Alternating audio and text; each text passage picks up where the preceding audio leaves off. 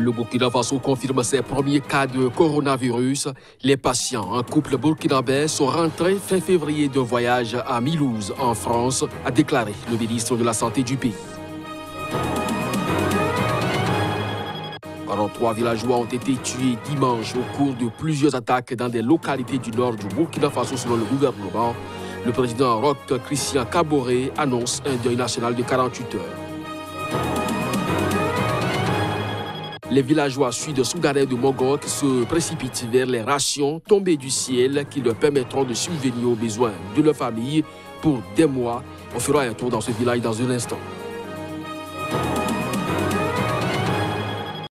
Ainsi se présente le sommaire de cette édition. Bonjour à chacun, bonjour à tous et bienvenue. Le vrombissement des moteurs se fait entendre au loin, puis, dans un bruit assourdissant, l'avion cargo passe au-dessus de Mogok, larguant des sacs de céréales sur ce village du Sud-Soudan, désolé, poussiéreux, sans nourriture et au bord de la famine. Les villageoises se précipitent vers les rations tombées du ciel qui leur permettront de subvenir aux besoins de leur famille pour des mois. Reportage. Mogok vient d'être au moins temporairement sauvé. Mais 6 millions de Sud-Soudanais, soit plus de la moitié de la population, sont en situation de crise alimentaire. Quelques 20 000 étant même au bord de la famine. Et ce, au moment où le président Salva Kiir et le chef rebelle, redevenu vice-président Riek Machar, ont réussi à s'accorder sur la formation d'un gouvernement d'union nationale dont la tâche principale sera de mettre fin à 6 ans de guerre civile. En février, juste avant que ces deux anciens rivaux ne concluent cet accord, les Nations Unies ont mis en garde contre l'aggravation de la crise alimentaire attendue pour juillet. Ceux qui appellent à une réponse humanitaire d'urgence considèrent que la paix et la stabilité sont les meilleures chances d'éviter la répétition de la famine de 2017. Mais nourrir des millions de personnes est coûteux, difficile et dangereux dans un pays où l'accès est aussi malaisé, où les conflits armés persistent et où gouvernements et rebelles sont accusés par l'ONU d'avoir délibérément affamé les habitants. À Mogok, les inondations au plus fort de la saison des semences fin 2019 ont transformé les champs en marécages, dévastant des cultures qui auraient permis de se nourrir pendant 6 mois. Le Soudan du Sud est le dernier pays au monde où la nourriture est laguée depuis les airs. À Mogok, il n'y avait pas d'autre solution. Sans ces tonnes de céréales et de graines, les habitants seraient simplement morts. L'année dernière, le nombre de Sud-Soudanais affamés était encore supérieur. Pendant la période de soudure qui sépare la saison sèche et la saison des pluies, ils étaient près de 7 millions dans cette situation.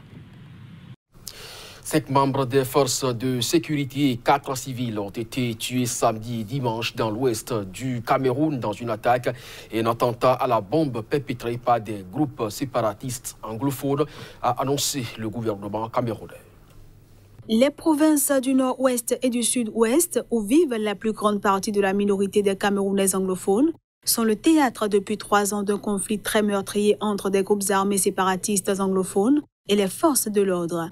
Samedi soir, une 50aine de terroristes sécessionnistes lourdement armés ont attaqué une gendarmerie et un commissariat de police à Galim, dans la province de l'Ouest, à majorité francophone et qui juste celle du Nord-Ouest, a assuré le gouvernement dimanche soir dans un communiqué lu sur les ondes de la radio-télévision d'État.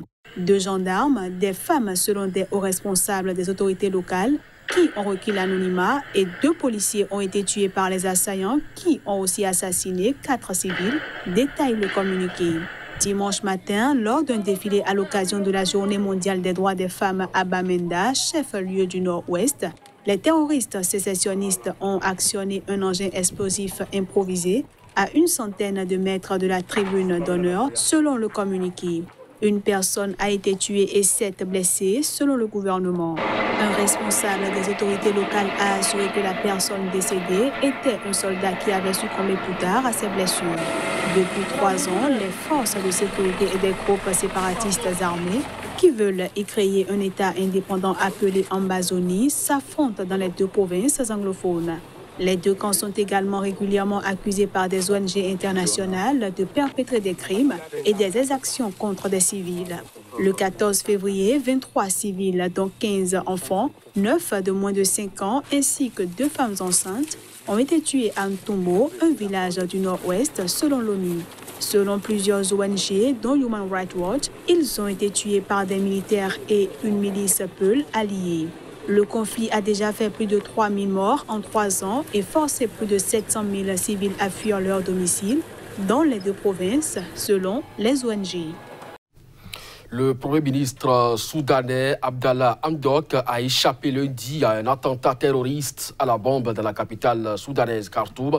Selon des responsables et des médias d'État, les 2 véhicules qui suivaient l'autorité et qui ont fait objet de dommages ont été présentés par la télévision d'État. Aux dernières nouvelles, le Premier ministre se porte très bien. Un responsable du Conseil des ministres a confirmé que Abdallah Hamdok a échappé à un attentat en matinée. Le Premier ministre a été visé par une tentative d'assassinat, mais il se porte bien et a été transporté dans un lieu sûr, a ensuite annoncé la télévision d'État en évoquant un attentat terroriste. Le lieu de l'explosion, un quartier du nord-est de Khartoum, à l'entrée d'un pont sur le Nil, a été bouclé par les forces de l'ordre qui ont immédiatement lancé une enquête. Dans un communiqué lu par le ministre de la Culture et de l'Information Faisal Mohamed Saleh, le Conseil des ministres a qualifié l'attaque de terroriste sans en désigner les responsables. L'attentat, qui n'a pas été revendiqué dans l'immédiat, a été provoqué par une explosion suivie de tirs en direction du convoi de Abdallah Hamdok, selon le communiqué. Il a fait un blessé léger parmi les membres du protocole accompagnant le Premier ministre, a précisé le Conseil en promettant de faire face avec détermination à toutes les attaques terroristes. C'est la révolution soudanaise qui a été visée par cette attaque, mais nous ferons en sorte que cette révolution poursuive sa marche, a souligné le Conseil des ministres. À la mi-journée, Abdallah Hamdok a présidé une réunion de dirigeants des forces pour la liberté et le changement, fer de lance de la contestation qui a conduit au départ de l'ancien président Omar el-Béchir en avril 2019. Depuis son investiture, le 21 août dernier, Abdallah Hamdok s'emploie à relancer une économie en berne, à négocier la paix avec des mouvements rebelles dans l'ouest et le sud du pays et à réformer un système politique hérité du pouvoir islamiste d'Omar el-Béchir qui a dirigé le pays d'une main de fer pendant 30 ans.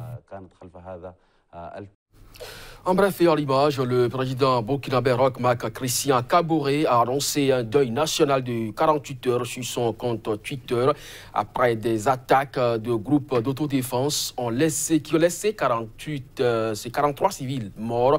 En effet, 43 villageois ont été tués dimanche au cours de plusieurs attaques dans les localités du nord du Burkina Faso, a annoncé lundi le gouvernement dans un communiqué. Des sources locales précisant à l'AFP qu'il s'agit d'attaques de groupes d'autodéfense en représailles aux actions djihadistes. À l'instar du Mali, du Niger et du Nigeria et même de la Côte d'Ivoire, les tensions dégénéraient périodiquement entre villageois, entre communautés agricoles et peuls surtout, souvent nomades, présents dans toute l'Afrique de l'Ouest.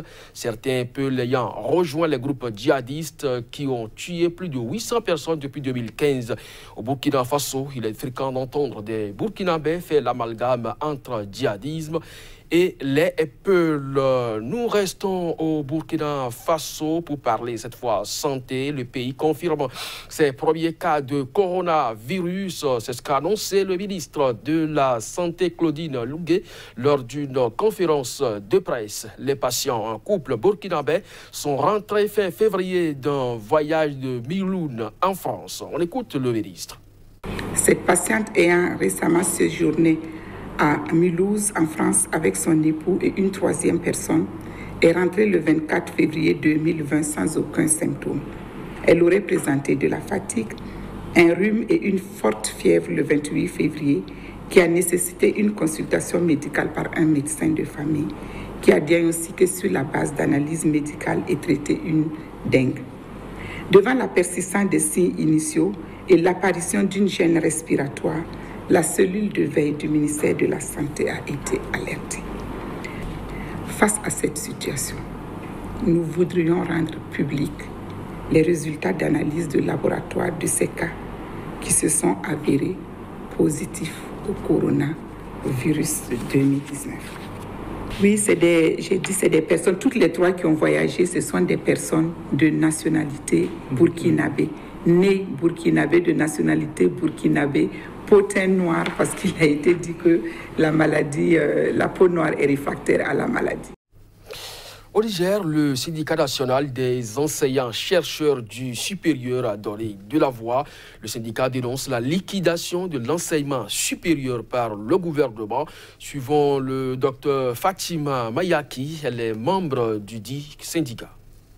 Par une simple lettre en date du 28 mai 2018, le ministre de l'Enseignement supérieur a décidé délibérément de violer l'ordonnance 2010-77 du 9 décembre 2010 portant régime des établissements publics à caractère scientifique, culturel et technique, en mettant fin au processus électoral déjà engagé à l'université Andiko Dankoulodo de Maradi pour des raisons jusque-là inavouées. Or, la violation d'une ordonnance par une simple lettre, comme l'a fait le ministre de l'Enseignement supérieur, relève de circonstances exceptionnelles qui sont loin de s'appliquer à ce contexte. Cet acte traduit le mépris du ministre de l'Enseignement supérieur pour le respect des lois en vigueur, qu'il tente pourtant d'opposer à qui veut l'entendre au SNEX.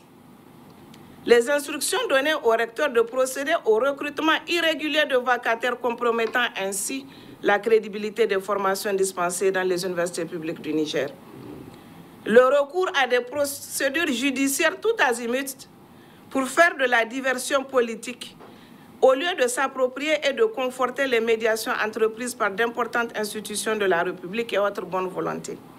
En entretenant la crise qu'il a délibérément provoquée, le ministre de l'Enseignement supérieur et au-delà le gouvernement dans son ensemble marquent leur insouciance pour l'avenir du Niger, préférant mettre en avant la satisfaction des intérêts partisans. Cette édition est à présent terminée. Merci à vous de nous avoir suivis. Très bonne journée en compagnie des programmes des SICA. Très bientôt.